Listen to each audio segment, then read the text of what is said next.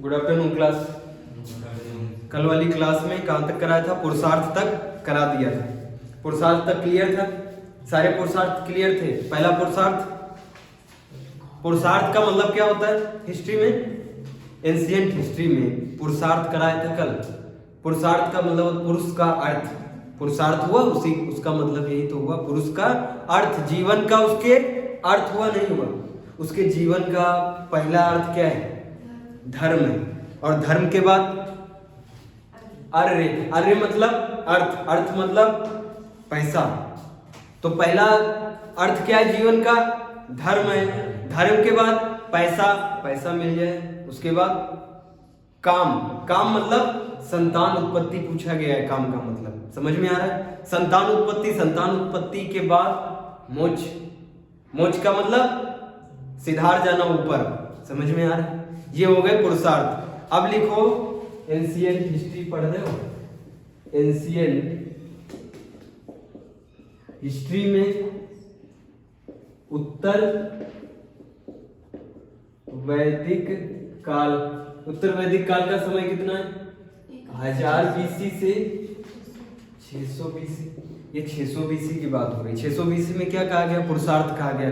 पुरुषार्थ के बाद इंसान के आश्रम बताए गए। आश्रम कौन कौन से? आश्रम सुना है? जिंदगी में अपने सामान्य जीवन में बड़े बुजुर्ग जन क्या कहते हैं? आश्रम कहते हैं। गृहस्थ आश्रम, संन्यास आश्रम सुना है? वही आश्रम की बात है। पहला आश्रम डालो, ब्रह्मचर्य। ब्रह्मचर्य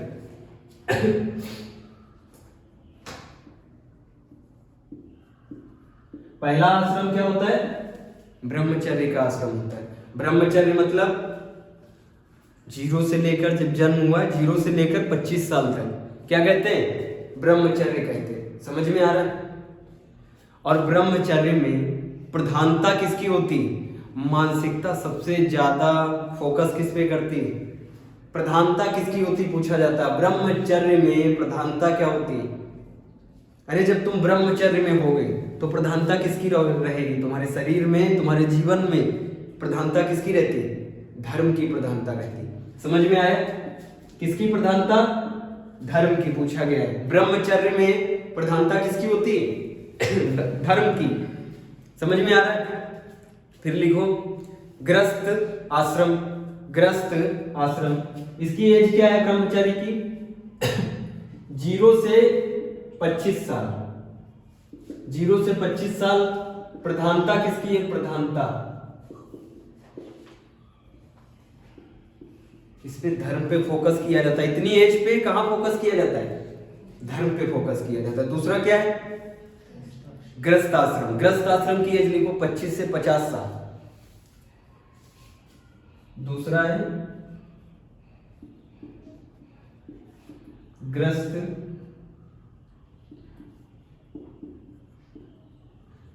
गृहस्थ आश्रम की एज कितनी है? 25 से 50 साल। गृहस्थ आश्रम में किस पे फोकस किया जाता है? पहला धर्म पे, दूसरा अर्थ पे, अर्थ मतलब पैसे पे। गृहस्थ आश्रम में पैसा नहीं होगा तो काम चलेगा क्या? नहीं चलेगा। और तीसरा फोकस किया जाता है काम पे, संतान उत्पत्ति पे। समझ में आ रहा है? ध्यान रहेगा प्रधानता किसकी किसकी? पहला धर्म, धर्म की प्रधानता रहेगी। अरे क्या कोई धर्म भूल जाएगा क्या? जब वो क्या 25 के ऊपर एज जाती है, कोई धर्म भूल जाता है क्या? धर्म तो याद ही रहेगा। दूसरा क्या हो जाएगा? अर्थ ज्यादा याद हो जाएगा। धर्म के साथ साथ पैसे की बातें ज्यादा चलने लगेंगी। पैसे को क्या कहते हैं? अर्य कहते हैं। धर्म, अर्य और काम। संतान उत्पत्ति भी तो 25 के बाद। समझ में आ रहा है? संतान उत्पत्ति मतलब क्या होता है? काम। तीनों पे प्रधानता किस पे? धर्म, अर्य और काम पे। समझ में आया? और फिर लिखो वानप्रस्थ आश्रम। वानप्रस्थ तीसरा है वानप्रस्थ आश्रम। वानप्रस्थ आश्रम की एज 50 से 75 साल। 50 से 75 साल तक। वानप्रस्थ जीवन पे प्रधानता जिसकी होती है सिर्फ धर्म की प्रधानता। इसमें अर्य से कोई मतलब नहीं है। समझ में आ रहा है? काम से कोई मतलब नहीं है, सिर्फ किसकी प्रधानता है?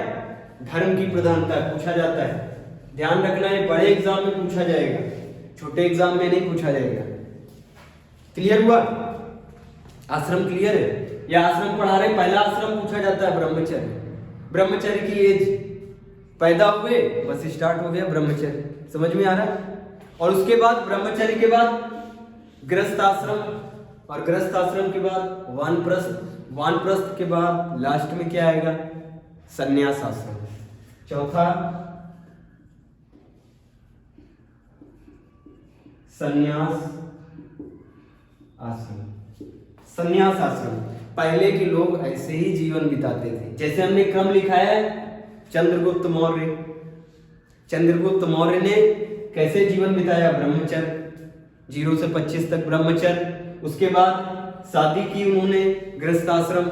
समझ में आ रहा? उसके बाद वानप्रस्थ जीवन बिताया, उसके बाद संन्यास ले लिया। श्रवण बेलगोला में जाके क्या किया था? अपने प्राण त्यागे थे संन्यास लेके। समझ में आ रहा है? पहले के लोग। आजकल के लोग कैसे जीवन बिताते हैं? आजकल के लोग ये शेड्यूल अपनाते हैं क्या? ये वाला कोई फॉर्मूला नहीं, उनका सब उल्टा सीधा फॉर्मूला है। हो सकता है कि बचपन में संन्यास ले ले, समझ में आ रहा है? हो सकता है बचपन में वानप्रस्थ जीवन में चले जाए, लेकिन ये क्रम होना चाहिए। कैसा है क्रम? पहले ब्रह्मचर्य, बाद में गृहस्थ आश्रम, और उसके बाद वानप्रस्थ, फिर संन्यास। अगर ये चारों आश्रम तुमने भोग लिए तो जिंदगी तुम्हारी सफल है। सफल मतलब सारे आश्रम देखे। अगर तुमने एक ही आश्रम देखा, एक ही आश्रम मतलब ब्रह्मचर्य बन गए, तो क्या तुमने 3 आश्रम देखे? नहीं देखे। लास्ट में जो संन्यास आश्रम है उस पे, वो किस पे प्रधानता होगी? कॉमन सेंस की बात है। पुरुषार्थ में देखो, वो जो पुरुषार्थ है और ये जो आश्रम है, ये दोनों मिलते जुलते हैं। समझ में आ रहा है? इसमें कौन सा पुरुषार्थ होगा? कौन सा होगा पुरुषार्थ? इसमें केवल एक पुरुषार्थ होता है, वो धर्म का पुरुषार्थ होता है। समझ में आ रहा है? केवल धर्म पे फोकस रहता है इंसान का, उसके बाद वो अपने प्राण त्याग देता है। समझ में आ रहा है? इसमें ये एज कौन सी है? 75 से 100 साल। 100 साल मतलब जब तक जीना है। समझ में आ रहा है? जब तक उनको जीना है तब तक की बात हो रही, 75 से लास्ट। और फोकस किस पे होगा? धर्म पे। समझ में आ रहा है? इसीलिए तो धर्म को आधारभूत पुरुषार्थ कहते, पूछा गया एग्जाम में। आधारभूत पुरुषार्थ कौन सा है? धर्म है। समझ में आया? क्योंकि वो किसमें, सब में देखो, लग रहा नहीं लग रहा? धर्म धर्म धर्म धर्म, किसी में धर्म छूटा है क्या? सब में धर्म है। समझ में आया? इसीलिए ये क्या है? आधार पुरुषार्थ है। और परम पुरुषार्थ किसको कहते हैं? मोक्ष को परम पुरुषार्थ कहते हैं। याद रहेगा? नोट डाउन करो फटाफट।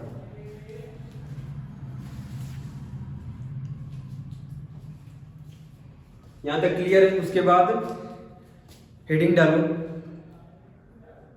पहले कुछ पॉइंट लिख लो। गृहस्थ आश्रम ही, ये जो गृहस्थ आश्रम है, धर्म की दृष्टि से, पुरुषार्थ की दृष्टि से आधार कौन सा है? धर्म आधार है। समझ में आ रहा है? जब पुरुषार्थ की दृष्टि से देखोगे तो आधार कौन सा है? धर्म आधार है। समझ में आ रहा है? और अगर इस दृष्टि से देखोगे, आश्रम की दृष्टि से, आश्रम की दृष्टि से देखोगे तो सर्व प्रमुख आश्रम कौन सा माना जाता है? सर्व प्रमुख आश्रम, इन चारों में सर्व प्रमुख आश्रम कौन सा है? गृहस्थ आश्रम सर्व प्रमुख है। समझ में आ रहा है? नोट डाउन कर लो। अब लिखो, प्रथम 3 वर्ण को, जो ब्राह्मण, क्षत्रिय, वैश्य, ये जो 3 वर्ण थे, इनको क्या कहा जाता था उस समय? द्विज कहा जाता था। द्विज मतलब 2 बार जन्म लेने वाले। यहां से भी क्वेश्चन आया है झारखंड पीसीएस में, ध्यान से सुनना। ब्राह्मण, क्षत्रिय, वैश्य को, तीनों को क्या कहते थे? द्विज। द्विज का मतलब 2 बार जीवन लेने वाला। अब सोचो 2 बार जीवन कैसे लेंगे भाई? 2 बार जीवन लेने वाला किसको बोला जाता है? 3 वर्णों को बोला जाता है, ब्राह्मण, क्षत्रिय, वैश्य। इन दोनों को क्या बोला जाता है? द्विज। द्विज का मतलब 2 बार जीवन या जन्म लेने वाला। 2 बार जन्म लेते हैं लोग। 2 बार इन लोगों के जन्म होते हैं। कब कब? एक तो जन्म होता है माँ के पेट से, और दूसरा जन्म होता है जब जनेऊ होता है इनका। समझ में आ रहा है? 2 जन्म होते हैं, एक माँ के पेट से जन्म होता है और दूसरा कैसे होता है? जब उनका जनेऊ होता है। समझ में आया? इसीलिए इनको क्या बोलते हैं? तीनों को द्विज बोलते हैं। याद रहेगा? पहला लिख लो, पहला माँ के पेट से, दूसरा जनेऊ संस्कार को कहते हैं उपनयन संस्कार। उपनयन संस्कार, 2 बार जन्म, पहला जन्म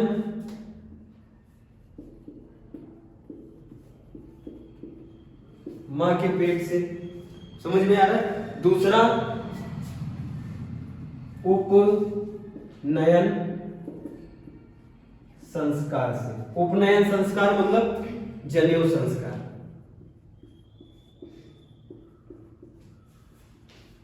जनेऊ संस्कार से, समझ में आया? ये जो 3 लोगों का 3 वर्ण का ही क्या होता था? जनेऊ संस्कार होता था। किसका किसका? ब्राह्मण, क्षत्रिय और वैश्य का होता था। समझना, सबसे स्टार्टिंग में जनेऊ सिर्फ ब्राह्मण का होता था। समझ में आया?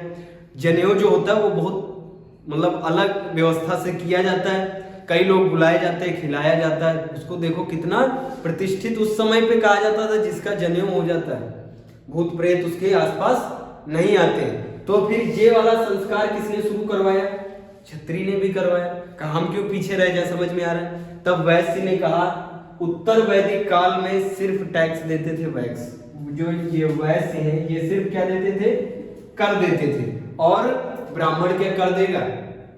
अरे भैया ब्राह्मण क्या कर देगा? क्या ये कर नहीं देता था। क्षत्रिय तो कर वसूलता था, भागदूत से कह के क्या कर वसूलवाता था। समझ में आ रहा है? तो वो क्यों कर देगा? वो तो राजा है ना, वो क्यों कर देगा? कर कौन देता था? सिर्फ वैश्य कर देता था। इसीलिए वैश्य को भी जनेऊ पहनने का अधिकार दिया गया। समझ में आया? 3 लोगों को जनेऊ पहनने का अधिकार मिला। अधिकार किसने अलॉट करवा दिया? ब्राह्मण ने। लेकिन इसने कहा हम जैसा जनेऊ पहनेंगे वैसा तुम लोग जनेऊ नहीं पहनोगे। अलग अलग धागे के बने जनेऊ पहनते हैं। समझ में आया? RAS का पेपर होता है, राजस्थान एडमिनिस्ट्रेटिव सर्विसेज का। उसमें इस जनेऊ पे क्वेश्चन आया था, लिखो कौन सा जनेऊ पहनता है? ब्राह्मण सूत का जनेऊ पहनता है। ब्राह्मण सूत का जनेऊ पहनता है। ब्राह्मण कौन सा पहनेगा? जनेऊ संस्कार। जनेऊ संस्कार का धागा। समझ में आ रहा है? ब्राह्मण कौन सा पहनेगा? सूत का जनेऊ। आज भी हम लोगों में सूत का जनेऊ पहनाया जाता है। कौन सा जनेऊ? सूत का जनेऊ पहनाया जाता है। बाद में तागे का जनेऊ खरीद लेते हैं। स्टार्टिंग में जब उपनयन संस्कार होता है उस समय सूत का ही जनेऊ डाला जाता है गले में। समझ में आया? दूसरा जो है क्षत्रिय, ऊन का जनेऊ पहनता है। ऊन का जनेऊ। क्षत्रिय कैसा पहनेगा? ऊन का जनेऊ। समझ में आ रहा है? वैश्य पहनेगा सन का जनेऊ। सन सुना है ना? पटसन वाला सन। वैश्य कौन सा जनेऊ किस धागे का पहनेगा? सन। सन का जनेऊ। समझ में आया? क्लियर है नहीं क्लियर? ये याद रखना। ब्राह्मण कौन सा जनेऊ किस धागे का जनेऊ पहनता है? सूत का पहनता है। समझ में आ रहा है? और क्षत्रिय ऊन का जनेऊ और वैश्य सन का जनेऊ। तीनों याद रहेंगे। पूछा जाता है शूद्र कौन सा जनेऊ पहनता है? किस धागे का जनेऊ पहनता है? शूद्र को जनेऊ पहनना अलाउ नहीं था। समझ में आ रहा? वेद पढ़ना शूद्र को, स्त्री को अलाउ नहीं था। जनेऊ संस्कार कराना अलाउ नहीं था। जब उसको अलाउ ही नहीं है तो वो किस धागे का पहनेगा? तो आंसर क्या होगा? इनमें से कोई नहीं। समझ में आया? शूद्र लिखे दे रहे हैं, शूद्र कट करे दे रहे हैं, किसी भी धागे का नहीं। जनेऊ संस्कार अलाउ नहीं था। क्लियर है इतना? रब कर दे, नोट डाउन करो। अब लिखो विवाह के प्रकार, हेडिंग डालो विवाह। उस समय के जो विवाह होते थे, 8 प्रकार के विवाह होते थे। एक होता था, 4 हैं संबद्ध और 4 हैं गैर संबद्ध। संबद्ध का मतलब उस समय कानूनी विवाह और गैर संबद्ध का मतलब गैर कानूनी विवाह। और वो जो गैर संबद्ध विवाह है वो आज भी गैर कानूनी, उस समय के गैर कानूनी आज भी वो गैर कानूनी माने जाते हैं। समझ में आ रहा? 8 प्रकार के विवाह होते थे। नोट डाउन किया है? फटाफट नोट डाउन करो। फिर से रिपीट किए रहे। द्विज किसे कहा जाता था? ब्राह्मण क्षत्रिय वैश्य को द्विज कहा जाता था। द्विज का मतलब 2 बार जन्म लेने वाला। 2 बार जन्म कैसे? एक तो जन्म लेना मां के पेट से, दूसरा जनेऊ संस्कार। समझ में आ रहा? जनेऊ संस्कार का धागा कैसा होता था? ब्राह्मण सूत का जनेऊ पहनता था। जो जनेऊ पहन लेता उसको झूठ नहीं बोलना। इसीलिए अब क्या करते? जनेऊ हो जाता है लेकिन जनेऊ उतार के रख देते। समझ में आ रहा है? और जो हमको लगता है जनेऊ पहनते वो सबसे ज्यादा बोलते हैं। बोलते नहीं बोलते? अरे आप वैसी बात कहाँ रह गई? सूत का जनेऊ कौन पहनता है? ब्राह्मण पहनता है। फिर क्षत्रिय ऊन का जनेऊ, वैश्य सन का जनेऊ। याद रहेंगे? अब लिखो विवाह के प्रकार।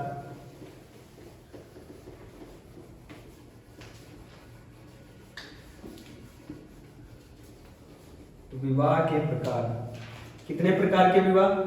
8 प्रकार के।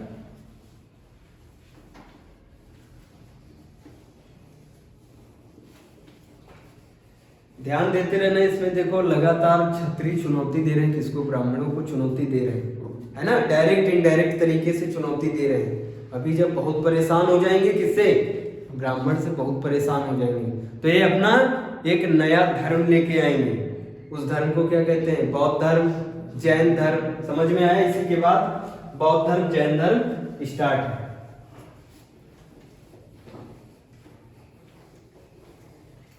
विवाह के प्रकार। उत्तर वैदिक काल के विवाह के प्रकार कितने प्रकार के? टोटल 8 प्रकार के। 8 प्रकार के। 4 प्रकार के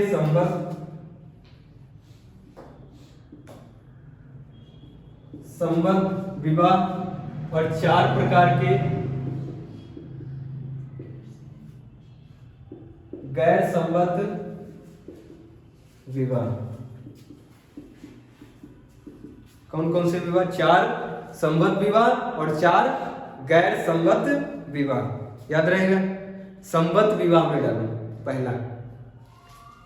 पहला होता है ब्रह्म विवाह। ब्रह्म विवाह। संबद्ध में पहला है ब्रह्म विवाह। उत्तर वैदिक काल में 8 प्रकार की शादी होती थी। 4 कानूनी, ये जो लिख रहे हैं संबद्ध, ये कानूनी, और ये जो लिखाने जा रहे हैं अभी बाद में वो कैसे? ये गैर कानूनी। याद रहेगा? ये इनको क्या बोलते हैं? पहले वाले को ब्राह्मण ब्रह्म विवाह। ब्रह्म विवाह में कन्या के पिता, जैसे आज होता है, कन्या के पिता दहेज देकर लड़की को क्या करते हैं? कन्यादान करते हैं। समझ में आ रहा है? कन्या के पिता लिख लो। कन्या के पिता पहले तो वर ढूंढेंगे अच्छा, जब वर मिल जाएगा अच्छा, उसके बाद जो उनसे हो सकता है वस्त्र आभूषण देके, वस्त्र आभूषण भी दहेज में आते हैं। समझ में आया? वस्त्र आभूषण देके क्या करेंगे? कन्यादान करेंगे और उसका विवाह कर देंगे। ये अच्छा वाला विवाह है, ब्रह्म विवाह इसको कहते हैं। आज भी तो यही विवाह होता है। जो अरेंज मैरिज होती है वो यही तो होती है, ब्रह्म विवाह। दूसरा विवाह डालो, देव विवाह। देव विवाह सफलतापूर्वक यज्ञ कराने के बाद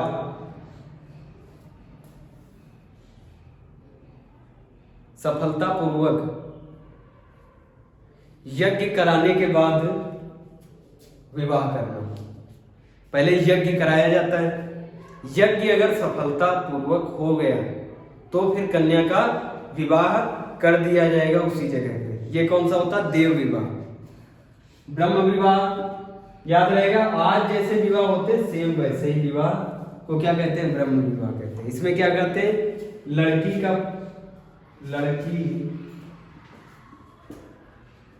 का पिता वर ढूंढता है, वर ढूंढने के बाद क्या करेगा? वस्त्र आभूषण दहेज देके, वस्त्र भूषण मतलब दहेज देके विवाह कर देगा। सिंपल विवाह है ये। थोड़ा जटिल विवाह कौन सा है? देव विवाह। देव विवाह में क्या होता है? बड़ा यज्ञ कराया जाएगा। यज्ञ अगर सफल हुआ तो विवाह होगा। समझ में आया? उसको क्या कहते हैं? देव विवाह। तीसरा लिखो, प्रजात्य विवाह।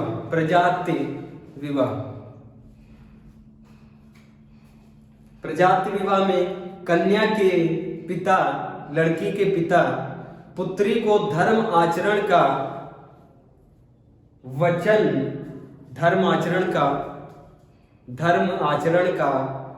लेकर विवाह करते हैं। इसको वचन विवाह भी कहते हैं। समझ में आया? प्रजात्य विवाह, लड़की के पिता लड़की से धर्म आचरण का वचन लेकर विवाह कर देंगे। चौथा लिखो, आर्क विवाह। आर्क विवाह पूछा जा सकता है। आर्क विवाह चौथा कौन सा है? आर्क विवाह। देखो, इसमें गाय और बैल की जोड़ी देकर लड़की को विदा किया जाता है। इसमें क्या दिया जाता है? वस्त्र आभूषण की जगह गाय और बैल की जोड़ी, गाय बैल की जोड़ी देकर विवाह कराया जाता है। देखो, ये सब कानूनी विवाह है। अरे ठीक है ना, गाय बैल की जोड़ी देकर विवाह हो रहा, क्या बुरा है? समझ में आ रहा है? और यहाँ पे ब्रह्म विवाह तो देखो आज भी यही ब्रह्म विवाह ही तो होता है आज भी। और दूसरा कौन सा? देव विवाह भी तो ठीक है। देव विवाह में क्या है? सफलता पूर्वक यज्ञ कराने के बाद विवाह होता है। वचन विवाह, प्रजात्य विवाह, वचन दिया जाता है, कोई दिक्कत है तो ठीक ठाक विवाह है। खतरनाक विवाह तो ये है, कौन से? गैर सम्मत विवाह। ये खतरनाक विवाह में पहला विवाह जो है, लिखो प्रेम विवाह। ये आज भी गैर कानूनी है।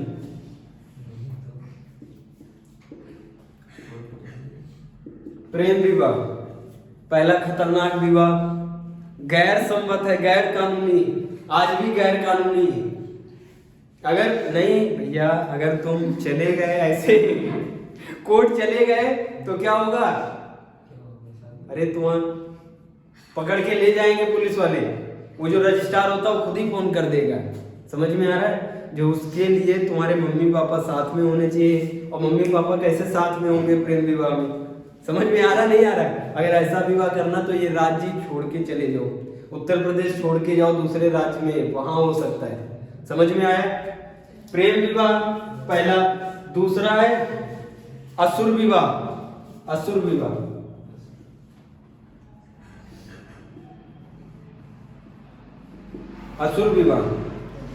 विवाह में कन्या के पिता को पैसा देकर, धन देकर कन्या खरीद लेना। समझ में आ रहा है? कन्या खरीद लेना, उसके बाद विवाह करना।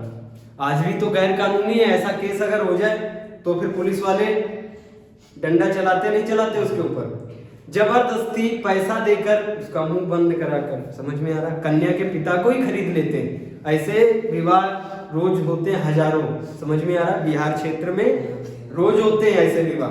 कन्या के पिता को 500,000 रुपए 2,000 दे दिए, उसकी लड़की की उम्र है 16 साल 17 साल, और जो शादी करके ले जा रहा है उसकी उम्र 50 साल 55 साल। समझ में आ रहा है? जबरदस्ती क्या कर लेते हैं, शादी कर लेते हैं पैसे के दम पे। फिर दूसरा देखो, असुर विवाह के बाद तीसरा जो है ये खतरनाक है, तीसरा विवाह है राक्षस विवाह। राक्षस विवाह, राक्षस विवाह में कन्या का अपहरण करके या बलपूर्वक, कन्या का अपहरण करके या बलपूर्वक उसे उठा के, समझ में आ रहा है, उठा के क्या की जाती है, शादी की जाती है बलपूर्वक। समझ में आया? ये कौन सा विवाह है, राक्षस विवाह। ये चाहे तीनों आए समझ में, ये सब गैर सम्मत लिखा हुआ है, गैर सम्मत विवाह। गैर सम्मत में पहला प्रेम विवाह क्या है, गैर सम्मत है। असुर विवाह गैर सम्मत है, राक्षस विवाह गैर सम्मत है। फिर लास्ट है पैशाच विवाह।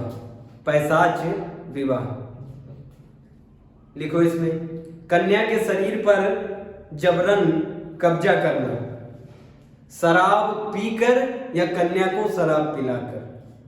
समझ में आया? इसी को कहते हैं शरीर प्राप्त विवाह, पैशाच विवाह। ये उस काल में होते थे। कितने विवाह? 8 प्रकार के, 8 प्रकार के विवाह होते थे। ये कानूनी विवाह है, उस समय के कानूनी विवाह। कौन से? संबद्ध विवाह। संबद्ध विवाह देखो कितने अच्छे विवाह है अच्छे नहीं? अरे भाई, पहला है ब्रह्म विवाह, आज भी तो ब्रह्म विवाह होता है। दूसरा भी सरल है, देव विवाह। और तीसरा प्रजाति विवाह भी ठीक है। समझ में आ रहा है? और चौथा तो सबसे अच्छा है, अर्क विवाह, क्योंकि उस समय के सोनालिका और महिंद्रा ट्रैक्टर कौन थे? बैल थे। समझ में आ रहा है? बैल दे रहे हैं, इसका मतलब बढ़िया खेती वेती करो। उस समय खेती ही क्या थी, सबसे सर्वोच्च थी। लोग खेती करना चाहते थे, नौकरी नहीं करना चाहते थे। समझ में आ रहा है? तो वो कहते हैं कि भैया ले जाओ, अपना जीवन संपन्न करो, खेती वेती करो। समझ में आ रहा है? बैल ले जाओ। ट्रैक्टर दे रहे हैं भाई दहेज में, 4 लाख 5 लाख रुपए का ट्रैक्टर आता, आज दहेज में मिल जाए, कितनी बड़ी बात है। उस समय ट्रैक्टर दे रहे हैं लड़की को। समझ में आ रहा है? बैल और गाय की जोड़ी दी जाती थी, किसमें? अर्क विवाह में। और फिर कौन से हैं? खतरनाक विवाह, गैर संबद्ध, गैर कानूनी विवाह। इसमें प्रेम विवाह पूछा जा चुका है, शायद याद नहीं कौन से एग्जाम में। प्रेम विवाह किसमें आता है? गैर संबद्ध में। असुर विवाह, राक्षस विवाह, और लास्ट में चौथा पैशाच। पैशाच विवाह। पैशाच विवाह में क्या है? जबरन शरीर पे कब्जा करना।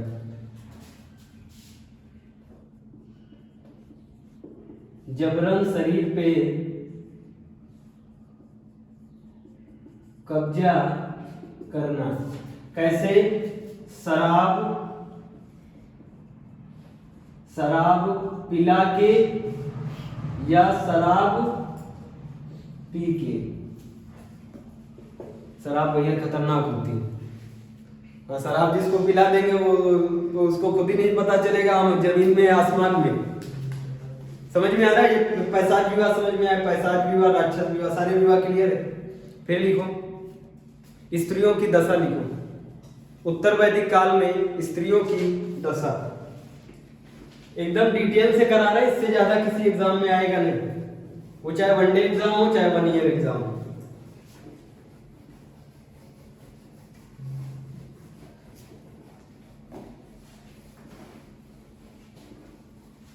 ऋग्वैदिक काल में कैसी दशा थी स्त्रियों की? ऋग्वैदिक काल में अच्छी दशा थी। वहां पे ऋग्वैदिक काल में तो लड़कियों ने, स्त्रियों ने क्या लिखे हैं? वेद लिखे हैं। सभा समिति विधाता में आने जाने की छूट थी, लेकिन उत्तर वैदिक काल में उनको सभा समिति विधाता ही बंद कर दिया गया। और अगर थोड़ा बहुत कहीं पे रह भी गया तो वहां जाने की अनुमति नहीं थी। समझ में आया? लिखो स्त्रियों की दशा।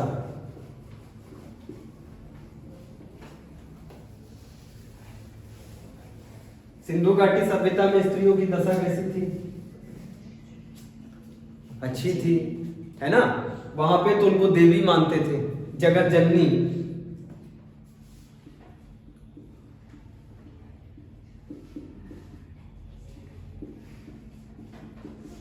स्त्रियों की दशा, स्त्रियों की दशा में लिखो ऋग्वैदिक काल के बाद धीमे धीमे गिरावट आना शुरू। तो मतलब उत्तर वैदिक काल में कंपैरिजन टू उत्तर वैदिक काल, ऋग्वैदिक काल से अगर कंपेयर करोगे उत्तर वैदिक काल को, तो स्त्रियों की दशा में गिरावट आई है, नहीं आई? आई। समझ में आया? सभा समिति और विधाता में जाने की अनुमति खत्म। कौन सा वो लिखाया था हमने, कौन सा उपनिषद है जिसमें स्त्रियों को किसके बराबर कहा गया? जुआ शराब के बराबर बताया गया।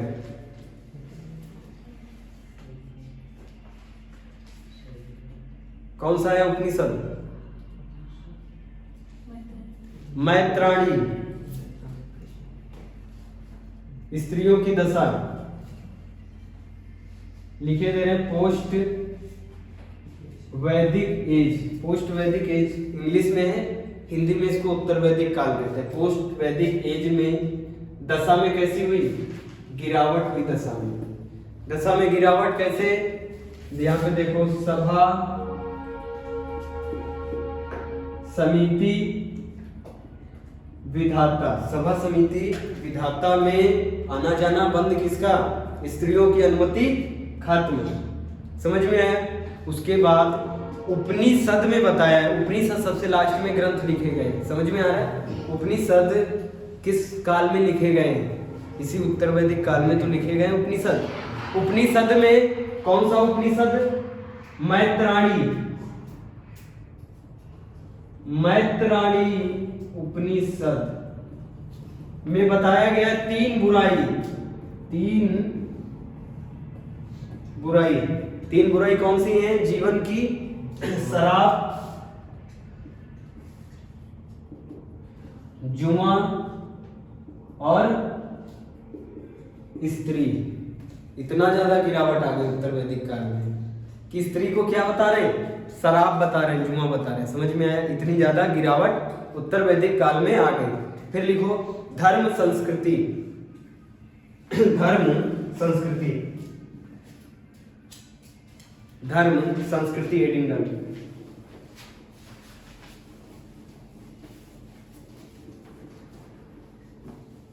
इन सबसे क्वेश्चन आएंगे, धर्म संस्कृति वगैरह से सबसे क्वेश्चन आते हैं।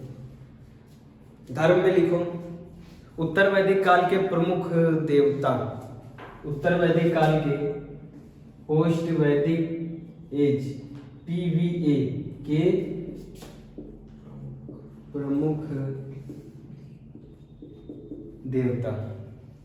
ठीक है, पहले लिखो उत्तर वैदिक काल के प्रजापति, प्रजापति, प्रजापति कौन है? ब्रह्मा जी सबसे प्रमुख। फर्स्ट प्रजापति, प्रजापति किसको कहते हैं? ब्रह्मा जी को, याद रखना। ठीक है, प्रजापति।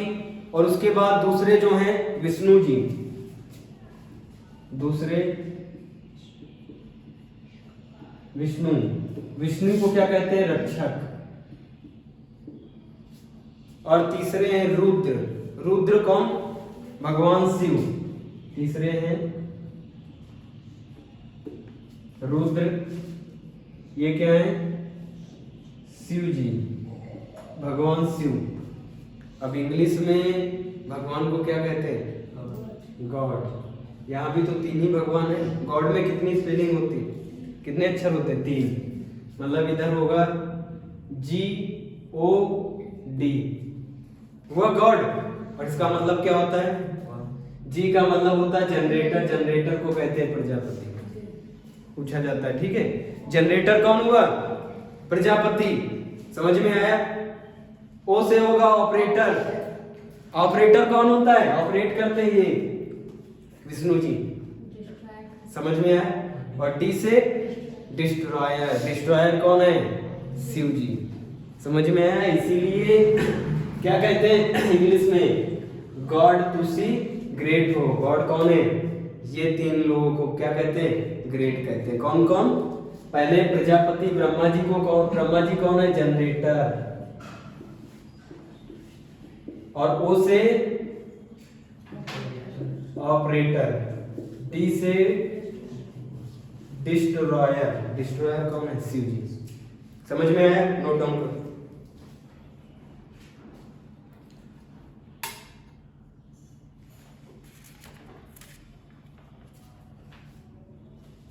नोट डाउन किया? अब यहां तक कहानी समझ में आई। ऋग्वैदिक काल में सबसे प्रमुख उनके जीवन जीने की जो आर्थिक व्यवस्था थी किस पे निर्भर थी? पशु पालन पे थी। समझ में आ रहा है? पशुपालन पे थी। और इन लोगों की किस पे? कृषि पे। ध्यान से सुनना। अरे भैया अब स्टार्ट होने वाले हैं कौन? नए भगवान। नए भगवान मतलब गौतम बुद्ध जी। समझ में आ रहा है? ध्यान से सुनो, कनेक्ट करना, इसी उत्तर वैदिक काल को ही कनेक्ट करना है। अलग अलग नहीं है। समझ में आ रहा है? अलग अलग नहीं। उत्तर वैदिक काल की एज जो हमने लिखाई है कितनी? 1000 से 600 बीसी जो लिखाई है। अरे भाई यही 600 बीसी के दरमियान ही कौन आएगा? गौतम बुद्ध जी आएंगे, महावीर जैन स्वामी जी आएंगे। और इसी काल में हर्यक वंश के संस्थापक कौन? वास्तविक संस्थापक बिंबिसार। समझ में आया? जिन्होंने लिच्छवी शासक की बहन चेलना से शादी की थी। समझ में आया? वही है बिंबिसार। वो उन लड़कियों से शादी करता था जो अपने पिताजी के अकेली होती थी। समझ में आ रहा है? जब पिताजी की अकेली है पुत्री तो किसको देंगे अपना साम्राज्य? ये वही राजा है जिसने कौशल के काशी को प्राप्त कर लिया था। किसने? बिंबिसार ने। ये सब एक ही एज के। समझ में आ रहा है? गौतम बुद्ध को देखा है किसने? बिंबिसार ने देखा है। गौतम बुद्ध ने किसको देखा है? बिंबिसार को। तो बताओ समकालीन हुए नहीं हुए? हमारे समकालीन कौन है? मोदी जी हैं? नहीं। अमित शाह के समकालीन मोदी जी हैं, लेकिन हमारे भी समकालीन हैं। क्या हम इस टाइम उनको नहीं देख रहे हैं? हाँ, उनकी एज में हमारी उनकी डिफरेंस है, लेकिन समकालीन। समकालीन का मतलब वो भी जिंदा, हम भी जिंदा। हम भी उनको देख रहे हैं, वो भी हमको देख रहे हैं। समझ में आया? इसीलिए पूछा गया है गौतम बुद्ध के समकालीन कौन है? कौन होगा समकालीन? बिंबिसार। और उनका लड़का अजातशत्रु। एज कम थी लेकिन समकालीन थे नहीं थे। समझ में आया? उदायीन नहीं था समकालीन। जब तक उदायीन आया तब तक वो गुजर गए थे। ठीक है? अब देखना इन लोगों का उदय देखो। उत्तर वैदिक काल देख रहे हैं? उत्तर वैदिक काल। उत्तर वैदिक काल की एज क्या है? 1000 बीसी से 600 बीसी। इसी 1000 बीसी से 600 बीसी के लास्ट में पहुंचे हैं, है ना? और तुरंत कौन आ रहा है? गौतम बुद्ध जी आ रहे हैं। ऐसे मामूली आदमी नहीं है वो आएंगे तो फिर क्या कुछ गड़बड़ हुआ होगा तभी वो आए। इसीलिए उनको क्या कहा जाता है? धर्म सुधारक कहा जाता है। इसका मतलब धर्म में कुछ गड़बड़ था। धर्म में कुछ गड़बड़ था। किस धर्म में? हिंदू धर्म में गड़बड़ था। इसीलिए दूसरा धर्म आएगा। कौन सा? बौद्ध धर्म आएगा। हिंदू धर्म में क्या गड़बड़ था? देखो, हिंदू धर्म में गड़बड़। हिंदू धर्म में क्या गड़बड़ होगा भाई? हिंदू धर्म में तो 4 श्रेणी है। ब्राह्मण है, क्षत्रिय है, वैश्य है, शूद्र है। इसका मतलब इन्हीं ने क्या किया है? गड़बड़ किया है। समझ में आया? गड़बड़ कौन करेगा? जिसके पास पैसा होगा, जिसके पास पावर होगी वो करेगा गड़बड़। किसके पास इस समय सबसे ज्यादा पैसा पावर है? इसके पास सबसे ज्यादा पैसा पावर है। समझ में आ रहा है? तो ये करेगा गड़बड़। और ये क्या करेगा गड़बड़? ये कहेगा पशु बलि या पशु दान। कौन सा नारा है? पशु बलि या पशु दान। समझ में आ रहा है? पशु बलि और पशु दान से इसको कोई दिक्कत नहीं है। समझ में आ रहा है? दिक्कत किसको है? इसको दिक्कत है, वैश्य को दिक्कत है। क्योंकि वैश्य के लिए उस समय ट्रैक्टर कौन है? पशु है। पशु में कौन? बैल। और बैल की बलि दिलवाता है कौन? ब्राह्मण। समझ में आ रहा है? सारे ट्रैक्टर खत्म हो जाएंगे तो खेती कैसे होगी? समझ में आ रहा है? तो इसीलिए वैश्य क्या किसका विरोध करेगा? पशु बलि और पशु दान का विरोध करेगा, करेगा नहीं करेगा, क्योंकि उसके ट्रैक्टर समाप्त हो रहे हैं तो विरोध करेगा। लेकिन इसके क्या इतनी औकात है उस टाइम पे कि ये सीधा विरोध करे ब्राह्मण का? सीधा विरोध तो नहीं कर सकता। ये किससे कहेगा? जिसको ये टैक्स देता है। टैक्स किसको देता है? छत्री को देता है। कहता भैया हम टैक्स में कमी किए दे रहे हैं। वो कहते क्यों? कह रहे ट्रैक्टर ही सब खत्म हो गए, बैल तो सब क्या हो रहे हैं? काटे जा रहे हैं। समझ में आ रहा है? बैल क्या किए जा रहे हैं? बैल के बलि दी जाती है। बाहुबली फिल्म में देखा है, बछड़े और बैल को काटा जाता है और उन्हीं से क्या होता था? जुताई होती थी। तो ये किससे लगाएंगे फरियाद? छत्री से लगाएंगे। और जब तक जिंदगी में खून नहीं देखोगे, जब तक जिंदगी में कुछ सडन मूवमेंट जबरदस्त नहीं देखोगे तो पैसा नहीं निकलता है। निकलेगा पैसा जब कोई बलि हो जाती तो इंसान समझता आप भगवान सामने, समझता नहीं समझता? उस समय चाहे 1000 दान करवा लो, चाहे 20,000 दान करवा लो, करेगा नहीं करेगा? इसलिए इनकी दुकान किससे चल रही है? पशु बलि और पशु दान से। समझ में आ रहा है? कल बताएंगे, यहीं से स्टार्ट करेंगे। ठीक है, नोट रखो।